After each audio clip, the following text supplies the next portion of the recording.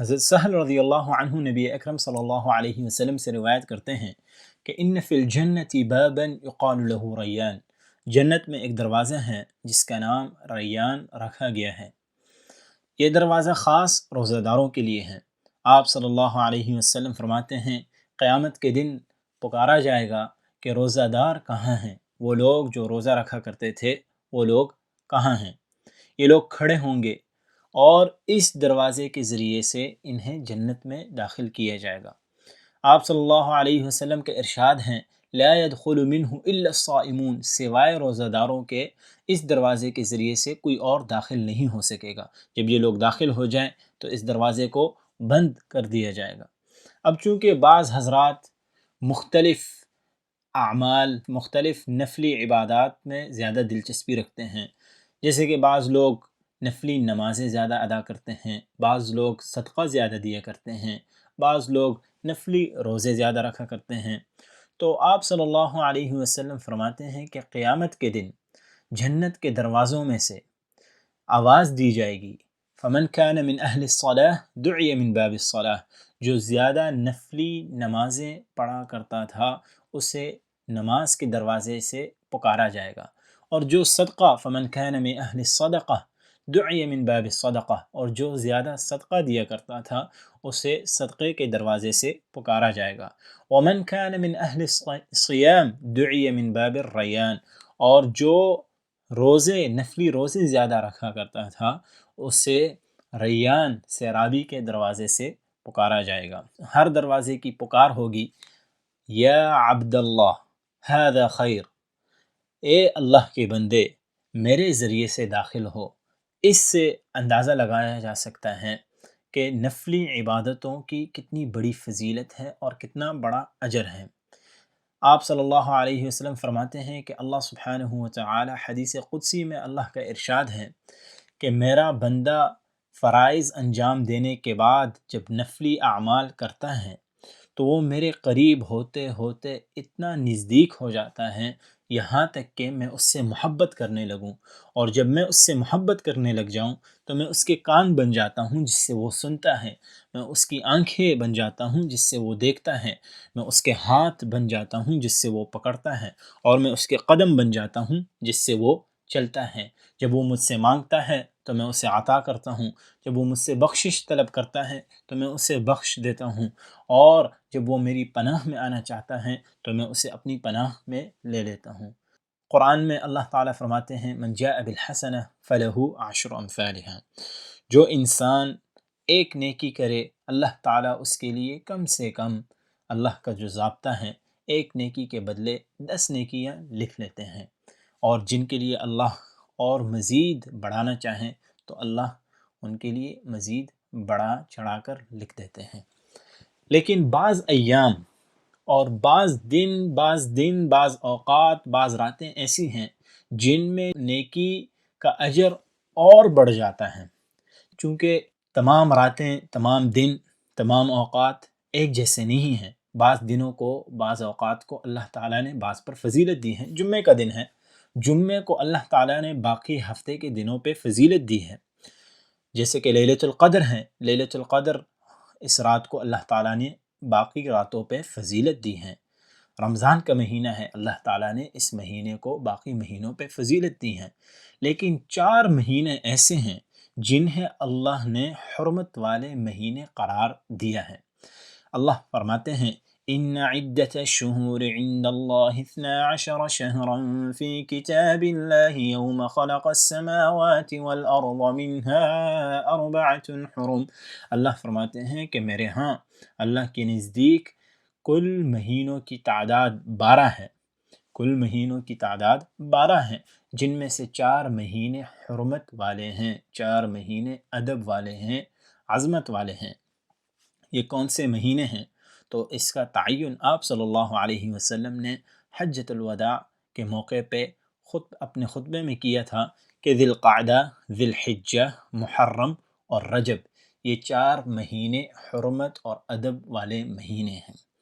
اب چونکہ محرم کا مہینہ چل رہا ہے، محرم شروع ہو چکا ہے، اور یہ مہینہ، اس کی عظمت، یہ تو ویسے ہی 4 مہینوں میں سے ایک مہینہ ہے، لیکن اس کی فضیلت کا اس بات سے اندازہ لگایا جا سکتا ہے کہ آپ صلی اللہ علیہ وسلم نے اس مہینے کی نسبت اللہ سبحانہ و تعالی کی طرف کی ہے۔ آپ صلی اللہ علیہ وسلم کے ارشاد ہیں، افضل الصیام، بہترین روزہ رمضان کے روزوں کے بعد بہترین روزے وہ ہیں جو شہر اللہ المحرم میں رکھے جائیں، جو اللہ کے مہینے محرم میں رکھے جائیں۔ ویسے تو تمام مہینے اللہ کے ہیں، لیکن یہاں جو نسبت کی گئی ہے اللہ کی طرف، اس مہینے کی نسبت جو کی گئی ہے، تو یہ اس کی فضیلت بیان کرنے کے لیے، اس کا مقام بیان کرنے کے لیے، جیسے کہ تمام مسجد اللہ کے ہیں، لیکن بیت اللہ جب ہم کہتے ہیں تو بیت اللہ کا مقام باقی مقاموں سے، باقی جگہوں سے اس کا مقام بلند ہے۔ اسی طرح محرم، اس کی ایک عظمت ہے، ایک فضیلت ہے۔ تو آپ صلی اللہ علیہ وسلم کی سنت مبارکہ تھی کہ آپ صلی اللہ علیہ وسلم 10 محرم کو، 10 یعنی یوم عاشورہ کو روزہ رکھا کرتے تھے۔ حضرت عائشہ رضی اللہ عنہ فرماتی ہیں کہ رسول اکرم صلی اللہ علیہ وسلم 10 محرم کا روزہ خود بھی رکھا کرتے تھے اور صحابہ کو بھی اس بات کی ترغیب دیا کرتے تھے کہ 10 محرم کا روزہ رکھیں۔ ہجرت سے پہلے بھی جب مکہ مکرمہ میں تھے آپ صلی اللہ علیہ وسلم، اور ہجرت کے بعد بھی جب مدینہ منورہ تشریف لے گئے، تب بھی آپ صلی اللہ علیہ وسلم اس روزے کا اہتمام کیا کرتے تھے۔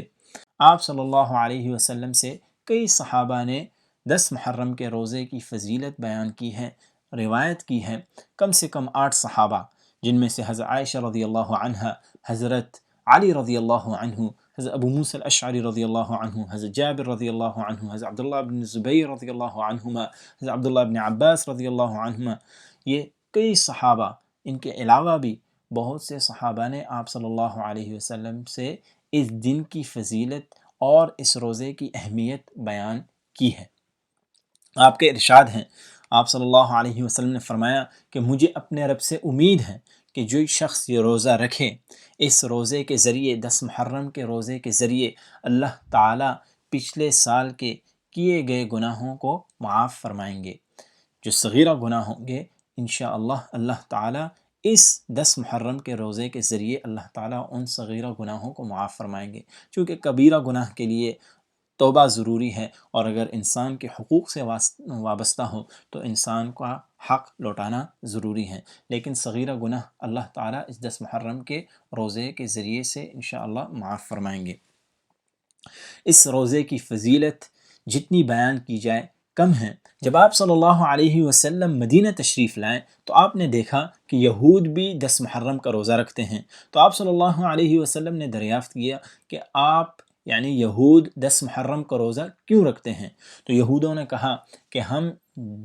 10 محرم کا روزہ اس لیے رکھتے ہیں کہ کیونکہ یہ عظمت والا بابرکت دن ہے، یہ وہ دن ہے جس دن میں اللہ تعالیٰ نے موسیٰ علیہ السلام کو اور بنی اسرائیل کو فرعون سے نجات دی تھی، تو ہم شکرانے اور خوشی کے طور پہ ہم یہ روزہ رکھتے ہیں۔ آپ صلی اللہ علیہ وسلم نے فرمایا، ہم تو موسیٰ علیہ السلام کے زیادہ حقدار ہیں، ہم تو ان کے زیادہ قریب ہیں، تو ہم یہ روزہ رکھیں گے۔ اور آپ صلی اللہ علیہ وسلم نے دوبارہ صحابہ کو اس بات کی تاکید کی کہ 10 محرم کا روزہ رکھیں، اور ترغیب دی اس بات کی۔ لیکن تاکہ یہودوں کے ساتھ مشابہت نہ ہو، آپ صلی اللہ علیہ وسلم نے ساتھ ساتھ یہ بھی ارشاد کیا، یہ ارشاد فرمایا کہ اگر میں اگلے سال زندہ رہا تو 10 محرم کے ساتھ ساتھ میں 9 محرم کا روزہ رکھوں گا۔ علماء لکھتے ہیں، علامہ ابن حجر رحمہ اللہ فرماتے ہیں کہ 10 محرم یعنی محرم کے جو روزے ہیں، ان کے 3 مراتب ہیں۔ سب سے بہترین وہ ہے کہ 9، 10 اور 11 محرم کا روزہ رکھا جائے، بہتر عمل تو یہی ہے۔ لیکن اگر یہ نہ ہو سکے تو کم سے کم 9 اور 10 محرم کا روزہ رکھا جائے، تاکہ یہودوں کے ساتھ مشابہت نہ ہو۔ لیکن اگر وہ بھی نہ ہو سکے تو پھر صرف 10 محرم کا روزہ رکھیں، اس کی بہت بڑی فضیلت ہے۔ ویسے بھی اللہ تعالیٰ کو نفلی عبادات اور روزہ بہت پسند ہے۔ آپ صلی اللہ علیہ وسلم فرماتے ہیں کہ لخلوف فم الصائم، کہ جو انسان جب روزہ رکھتا ہے اس کے منہ سے جو بدبو نکلتی ہے وہ اللہ تعالیٰ کو مشک کی خوشبو سے زیادہ پسندیدہ ہے۔ تو آپ صلی اللہ علیہ وسلم فرماتے ہیں کہ اللہ تعالیٰ فرماتے ہیں کہ میرے بندے نے میرے خاطر میری رضامندی کے لیے کھانا پینا سب کچھ چھوڑا ہے، اس کے بدلے میں خود اس کا اجر دوں گا۔ اللہ تعالیٰ فرماتے ہیں کہ اس کا اجر میں خود دوں گا۔ چونکہ چند دنوں میں 10 محرم آنے والا ہے اور بہت قریب ہے، 9 محرم کا اہتمام کیا جائے کہ اس دنوں میں یہ جو چند دن ہیں اللہ تعالیٰ نے ہمیں یہ فرصت دی ہے، اللہ تعالیٰ نے ہمیں یہ موقع دیے ہیں، بار بار یہ موقع دیتے ہیں اللہ تعالیٰ کہ ہم ان دنوں سے فائدہ اٹھائیں۔ تو 9 محرم آنے والا ہے، 10 محرم، اس میں روزے رکھیں، اللہ کی طرف رجوع کریں اور ان دنوں سے خوب فائدہ اٹھایا جائے۔ اللہ تعالیٰ ہم سب کو عمل کرنے کی توفیق نصیب فرمائے، اور جو روزے رکھیں اللہ تعالیٰ ہمیں روزہ داروں میں شمار کریں جن کو باب الریان کے ذریعے سے داخل کیے جائے، اور جنت کے کئی متعدد دروازوں سے اللہ تعالیٰ ہمیں بھی پکارے۔ آمین، وآخر دعوانا ان الحمد للہ رب العالمین۔